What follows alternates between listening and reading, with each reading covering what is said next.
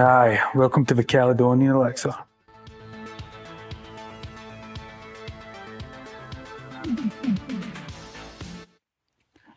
Welcome to the Caledonian Elixir. This is a podcast that takes a tragic deep dive into the darkest recesses of the human condition. I'm your host Vincent, and today in the Elixir we're going to walk into a nightmarish conspiracy that involves an organisation that trolled the world for child subjects, involved them in dark degrading rituals, sent them to secret schools, and was protected by the CIA. And no, it wasn't your local school. This organisation was known as the Finders Cult. On February 1987, US Customs received a call from Tallahassee Police Department in Florida. 6 unidentified children, aged between 2 to 7, had been found and taken from 2 men. When the men behaved evasive, and their van, which was filthy, was discovered to contain a mattress and maps, the police decided to charge the 2 men. When the men were questioned in custody, they handed the police a business card that read, "Bear knows his constitutional rights to remain silent." As far as the kids went, they said they were being taken to a school, a secret school in Mexico, and that they were only allowed to live indoors. Customs then started their investigation of the 2 men and whether they were involved in a child prostitution ring. And this is when the case spirals into a nightmarish reality. Customs began coordinating with the Washington DC Police Department as the van in possession of the men was traced to an address in Washington DC. More digging was done and it came back the apartment was owned by a cult that was known as the Finders. The cult was known to be involved in blood sacrifice and orgies with the children, and when the apartment was raided, nobody was there. However, clothing, computers, files were discovered, with many of those files revealing disturbing information or instructions. Raymond J. Martinez of US Customs describes one file as instructions including the impregnation of female members of the community known as Finders, purchasing children, trading children, and kidnapping. There was information on purchase of children in Hong Kong through a contact in an embassy, other info on high-tech and evasion of law enforcement. Information from the apartment also revealed the Finders owned and operated out of a warehouse, and what they discovered there was worse than anything they expected. When the police raided the warehouse, again, no one is there. Like someone was tipping the cult off about what the police were about to do, as the Finders were always one step ahead.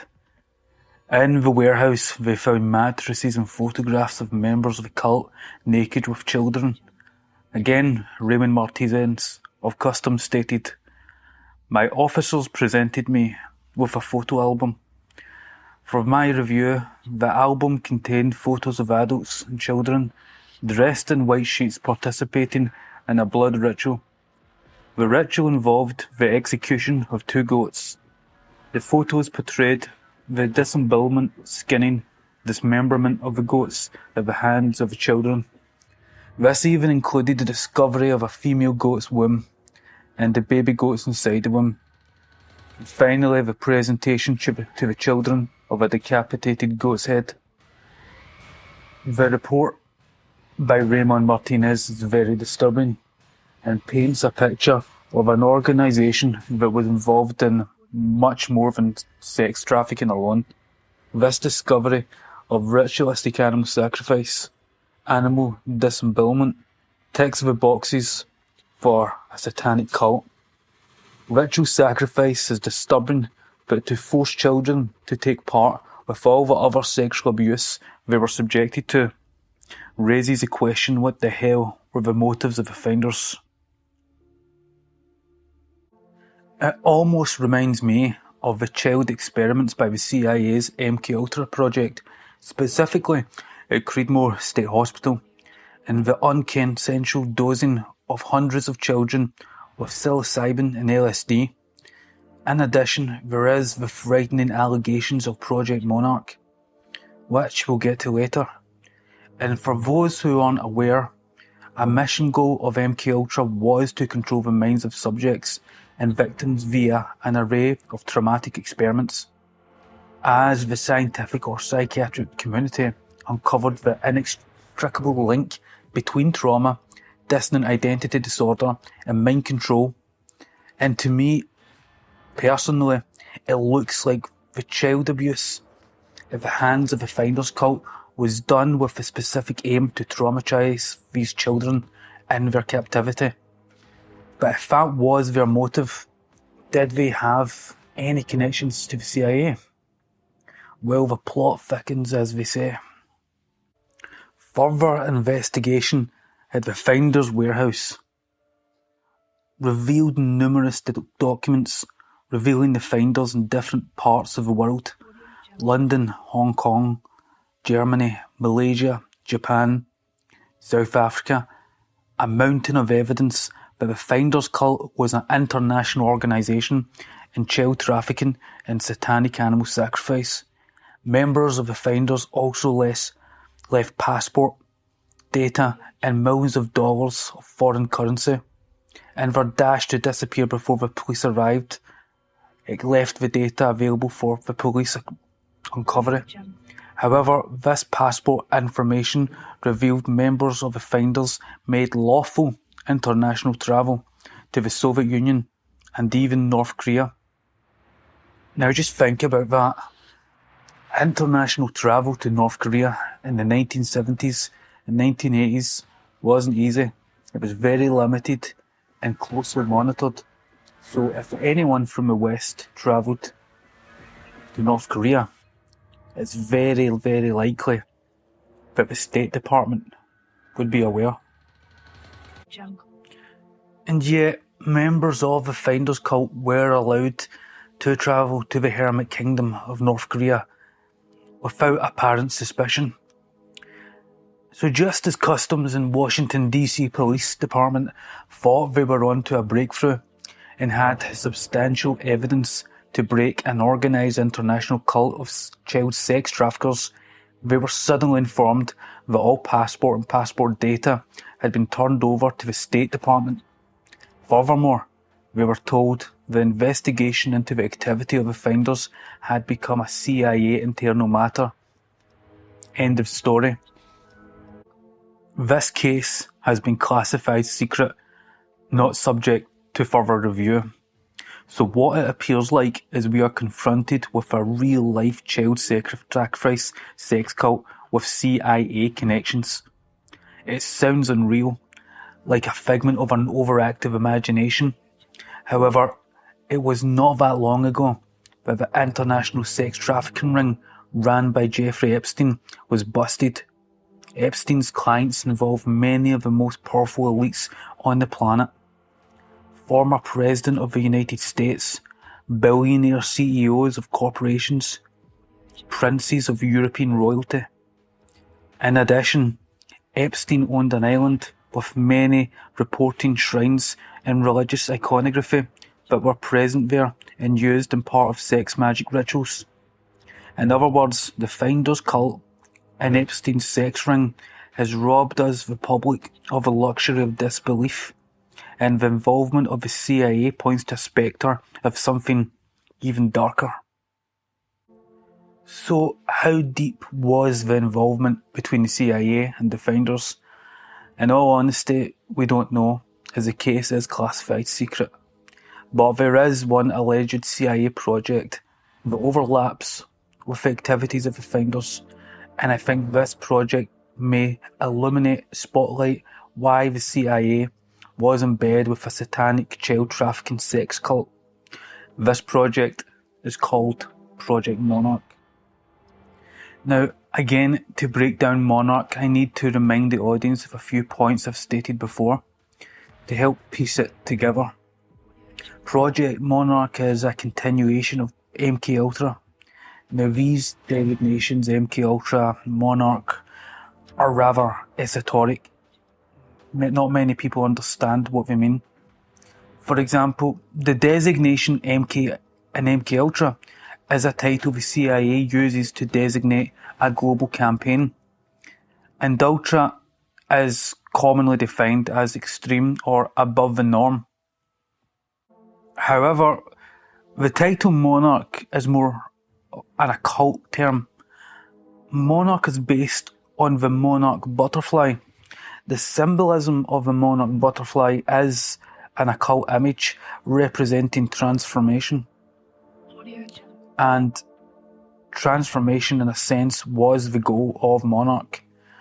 Like MKUltra, techniques of conditioning was used in Monarch. However, where it diverged is it also involved the use of satanic rituals to enhance the trauma of the subject. The programmer, or sorcerer, would use occult symbolism to invoke a deeper response, such as demonic possession. Sexual programming was also involved, used in order to remove all moral values and inhibitions. So here we have two techniques of Project Monarch, which were being used by the Finders cult. Those of satanic ritual, occult symbolism, and sexual programming. But there is more. Monarch programming would often start in early childhood, with the subject's mind eventually splitting, thereby creating an alternate personality to cope with the pain. In other words, the victim would dissociate from the personality experiencing the trauma and imagine a separate reality with a separate personality. So here we have another aspect of Monarch that the Finders used, in that it involved children specifically, not adults. There are even alleged high-profile individual cases of Monarch to support the evidence that the CIA were involved, such as the best-selling author Whitley Strieber. Strieber is the author of the best-selling novels The Day After Tomorrow and The Hunger, both adapted into movies. He also wrote Communion, a True Story, a very unsettling book based on events that Whitley Strieber experienced. And to summarise it, on December 26, 1985, Strieber, his wife Anne and son were on holiday at their vacation cabin in upstate New York. At some point that night, he was awakened and taken from his cabin by several creatures that did not appear to be human. Sometime after these events, Strieber underwent hypnosis and opened the doors of his reality to multiple memories of abductions from entities that he termed visitors. This book, Communion, is very well written, very descriptive, and even contains a transcript of his hypnosis sessions, so I recommend it to anyone interested in the alien abduction phenomenon, or even in the supernatural in general. However, my point here is not to attest to the veracity of Strieber's story, but only to describe it within the context of my next point. That Strieber states that as a child, he was subject to testing at a location he has described as a secret school. These tests involved high-stress situations, such as being put in a Skinner box and being subjected to sensory deprivation. As a result, Strieber's health as a child deteriorated until he was admitted to hospital. It should be added that not far from Strieber's childhood home is Randolph Air Force Base, which has a rich history on conducting psychological and neurological testing. It also echoes the account of the kids who were rescued from the Finders cult, who stated that they too were being taken to a secret school.